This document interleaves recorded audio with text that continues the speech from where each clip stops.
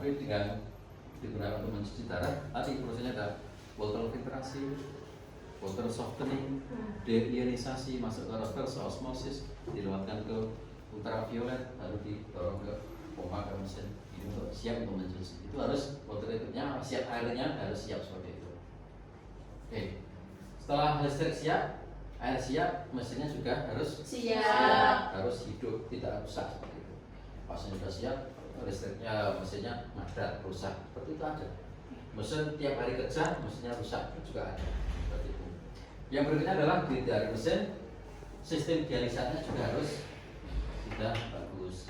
Artinya dialisat di sini nanti bisa ngalir ke dalam mesin, jadi tidak ada gangguan di sirkulasinya ke mesin.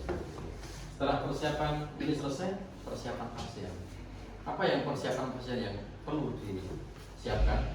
Pertama adalah kondisi umumnya, KU, ya, kondisi umum. Kalau ada dengan kata-kata KU, itu selain kedokteran umum, kalau di tempat sakit adalah kondisi atau keadaan umum. Keadaan umum pasien ada 3, jelek, sedang, baik. Ini Mesir kondisinya seperti apa? Kaunya baik, bisa komunikasi, bisa ada respon, dicuci gini masih ada respon, bisa senyum. Tapi kalau kaunya sedang responnya sudah minimal, karena dirangsang begitu tidak mengeluarkan respon. Misalnya dirangsang dengan nyeri, dia tidak responnya. Kalau pasiennya yang koma yang tidak sadar, itu artinya dia KU-nya jelek. Oke, berarti KU-nya harus baik. Ya, kalau pasien-pasien rutin harus baik. Yang kedua adalah vital sign-nya. Vital sign ada tensi, Suhu, persiapan, pernapasan, nadi. Ya, kalau suhu nggak begitu sih. Yang pertama adalah nadi dan tensi yang utama. Pasien boleh dihadir, itu kalau tensinya sudah tidak kurang dari 100 per 70 mm.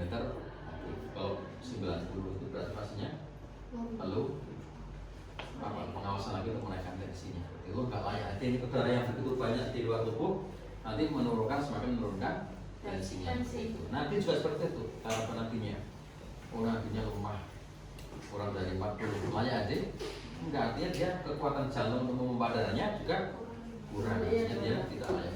Jadi persiapannya adalah persiapan KU, vital sign, persiapan identitas pasien. Jadi pasiennya sudah namanya identitas dari nama, dari diagnosa, juga dari nomor CM dan sebagainya, termasuk juga nanti data dialisis atau data dialisisnya juga harus ada. Pak, nanti HB-nya berapa Pak? Oh, HB-nya misalnya 7, kira-kira butuh transfusi nggak?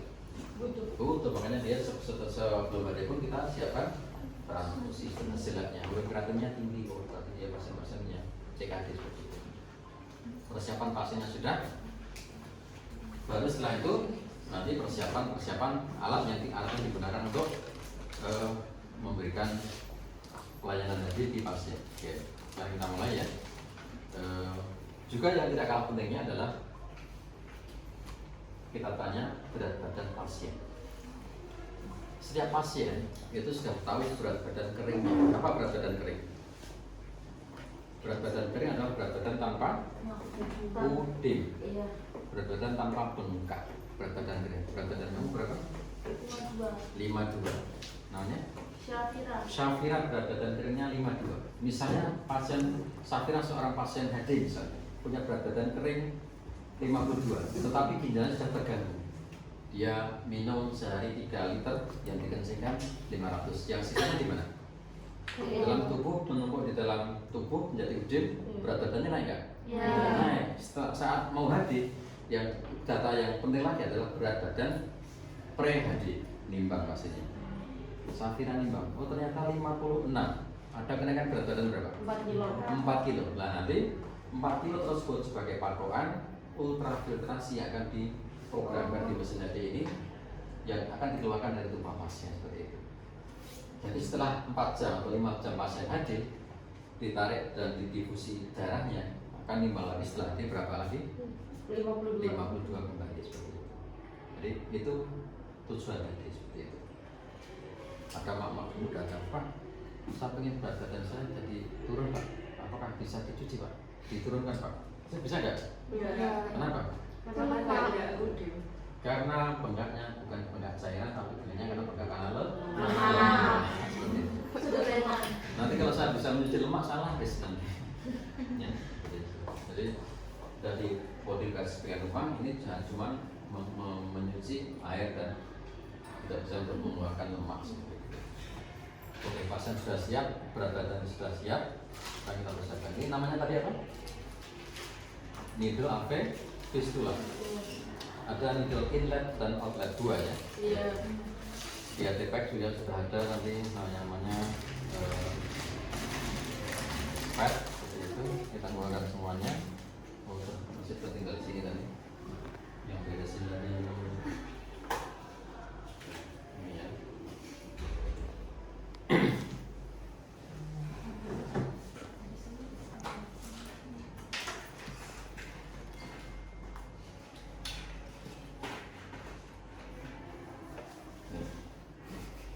Kita pasang alasnya di sini, udah. Kemudian kita isi dulu dengan NaCl dua-duanya, NaCl biar tidak ada emboli atau udara masuk ke tubuh pasien. Berapa banyak Pak? Penuh. Ini penuh kita isi. Ini kita penuhi dulu, terus kemudian kita isi sampai ujung sana penuh. Gitu, udah isi sampai ujung muncul airnya. Ini juga seperti itu. Kita sontek dulu ke jalur. Udah siap ya Mas ya? Masnya udah siap? Nah, siap nggak? Jawab Mas. Katanya pasti baik. Udah jadi WA orang tua nih. Siap disakitin. Ya, ada pulpen. Ya. Jadi pasien tadi sudah pasang avesan. Avesan itu adalah arteri venal shunt. Arteri dan vena sudah disambung seperti ini. Ini arteri, ini vena disambung, tapi di dalam tubuh itu dijahit luarnya seperti itu. Ini alirannya jadi kuat. Kalau di raba begini, teraba. Ya, teraba juga orang kayak orang ke stroke. Kelompok lain kemarin berhubung tidak praktek di sini, praktek di PKO langsung meraba pasiennya. Kalau didengarkan pakai stetoskop, auskultasi, suaranya seperti air terjun. Seperti itu. Nanti kalau kamu praktek, kalau saya lupa diingatkan, Pak, saya ingin mendengarkan avesan seperti itu. Silakan. Ini sudah alirannya sudah banter karena pembuluh darah arteri menyuplai pembuluh darah vena di sini. Kita suntik misalnya. Biasanya kita suntik outlet dulu. Sakit kan? Kemudian kita fiksasi. Kayak gini sakit sih. Nanti ini ada kasanya dulu ya. Iya Pak. Kasa. Outlet sudah terpasang. Aspirasi keluar darahnya. Kalau nggak keluar darahnya gimana? Gak, cari yang lain seperti itu. Kan nggak masuk pembuluh darah berarti kalau. Terus yang satu menghadap ke bawah seperti ini. Perawat yang canggih bisa nyuntik dengan tangan kiri. Saya bisa nyuntik satu jari, satu tangan ini.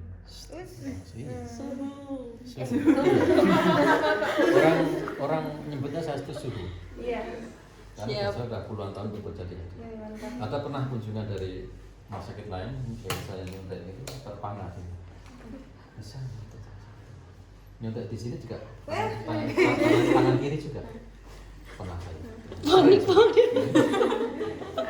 ada ke sana. Nanti kita jelaskan proses saja seperti apa. Ini hadap ke alat operasinya ya, dan seperti ini.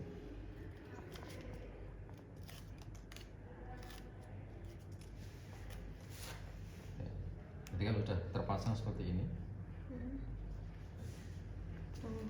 ini namanya jalur yang keluar dari tubuh namanya jalur in atau out? Out. Yang keluar dari tubuh? Out. Keluar. Iya keluar. Yang keluar dari tubuh namanya In. Karena sekarang masuk alat. Caranya adalah ini. Innya yang mau masuk sini. Iya. Inlet, ini out. Outlet. Mesin sudah siap, sudah diprogram. Tarikannya tadi berapa ya fullnya? 4 liter. Terus time of dialysisnya Misalkan karena 5 jam sudah di setting di sini.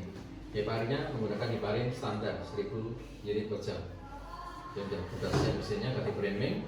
Kemudian kita akan cuci darahnya, mesinnya sudah ready. Kita akan tabungkan pasien ke mesin. Jadi yang disambungkan adalah yang merah dulu seperti ini.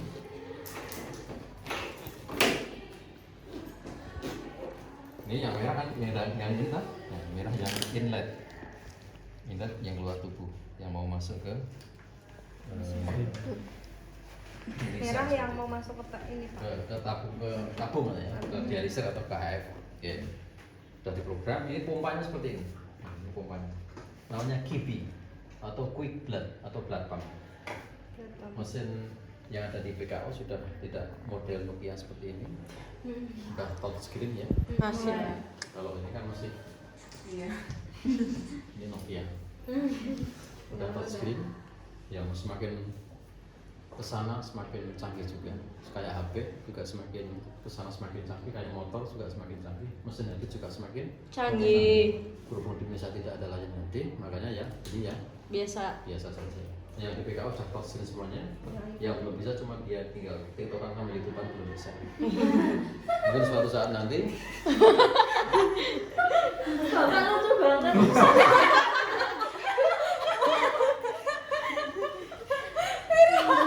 suatu saat nanti mungkin mesin HD itu dilengkapi dengan YouTube dan TikTok. Mungkin bisa lihat dia. Iya, biar nggak bosan ya Pak. Iya, pastinya kan nggak lihat. Tambah gini-gini. Ya, darah mau disambungkan, kemudian dibukanya, buka klemnya, klem merahnya, buka klemnya dari sini, buka ini, kemudian ini di ke gelas ukur dulu, dari sini.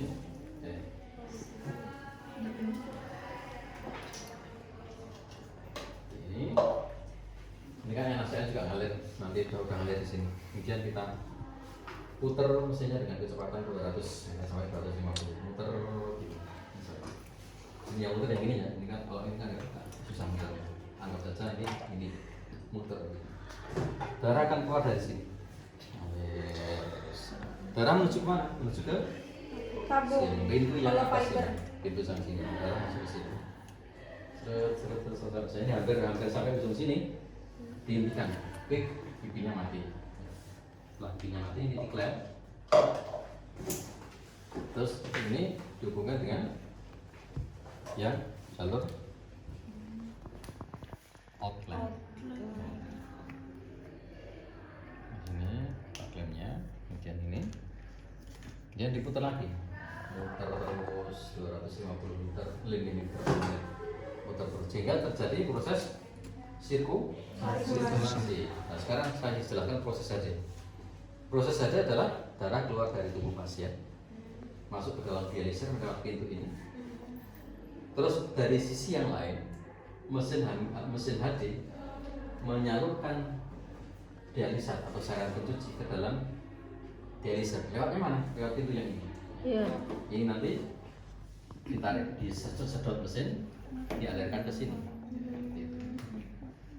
Darah dari atas, dialiser dari sini. Terjadi proses counter current sirkulasi, tabrak. Proses tabraknya adalah proses difusi dan ultrafiltrasi. Apa difusi?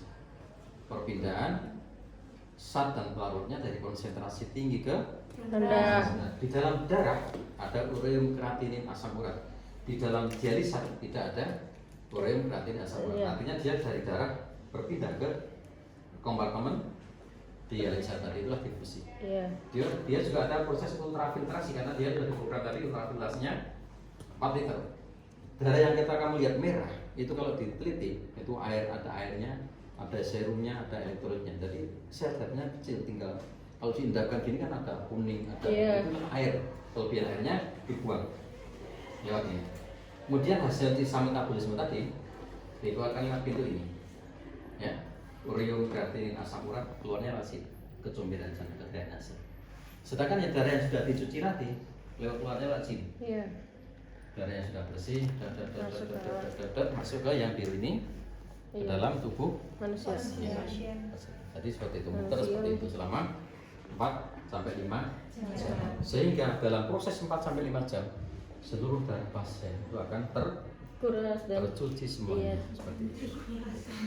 Saya terkuras termasuk. Kalau terkuras ini dilepas saja satu, dikuras maksudnya, nggak dimasukkan lagi, itu terkuras ya. Kalau di situ kan tercuci. Nah ini Pak, ini kan nanti mencegah terjadinya pembekuan atau clotting. Ada pertanyaan sampai situ?